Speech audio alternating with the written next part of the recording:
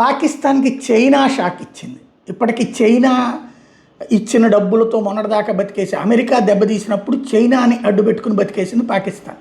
చైనాలో ఉన్నట్టు rare earth minerals ఇస్తానంది. China కూడా అక్కడ చాలా పెద్ద ఎత్తున లోన్స్ ఇచ్చింది. అట్లాగే సిపెక్ అంది. ఇట్లాంటివన్నీ జరిగింది. అయితే ఎప్పుడైతే అమెరికా ఫోల్డ్లోకి ఆసిఫ్ మునీర్ వెళ్ళాడో అక్కడతో చైనాని కట్ చేసే పని అయింది. ఆ రేర్ ఎర్త్ మినరల్స్ అమెరికాకి ఇస్తానని చెప్పి, అంటే ఒకటే రియల్ ఎస్టేట్ వెంచర్ని ఇద్దరు ముగ్గురికి అమ్ముకోవడం అన్నటువంటిది ఎవడన్నా చేస్తే లోపం, నేరం, కేసు. కానీ ఓ ప్రభుత్వమే చేసేస్తుంది. దాంతోపాటుగా చైనాకి సంబంధించినటువంటి ఎంప్లాయీసే పాకిస్తాన్లో పనిచేస్తుండటం వల్ల అక్కడ బెలూచ్ రెబల్స్ కావచ్చు, మిగతా వాళ్ళు దాన్ని వ్యతిరేకించడం, పెద్ద పెద్ద గొడవలు అవటం చూసాం. అది చైనా వాళ్ళ మీద మాత్రం పాకిస్తాన్లోని బెలూచ్ రెబల్స్ కావచ్చు, టీటీపీ కావచ్చు కోపంగా. దాంతో అదే అమెరికా అయితే కనుక ఎవడో ఒకడికి ఇస్తుంది, వాడు లోకల్ వాళ్ళని వాడుకుంటాడు అన్నటువంటి ఇది కూడా ఉండుండొచ్చు పాకిస్తాన్ ఆలోచనలో.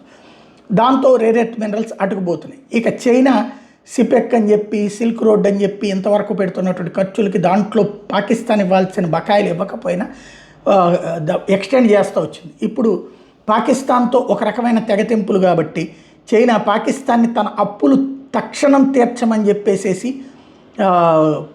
తాజాగా లేఖ రాసింది. ఎట్టి పరిస్థితుల్లో వాయిదాలు వద్దు, డిలే వద్దు, అట్లాగే ఇన్స్టాల్మెంట్స్ డెడ్లే అనేటటువంటిది కూడా వద్దు అని తేల్చి చెప్పింది.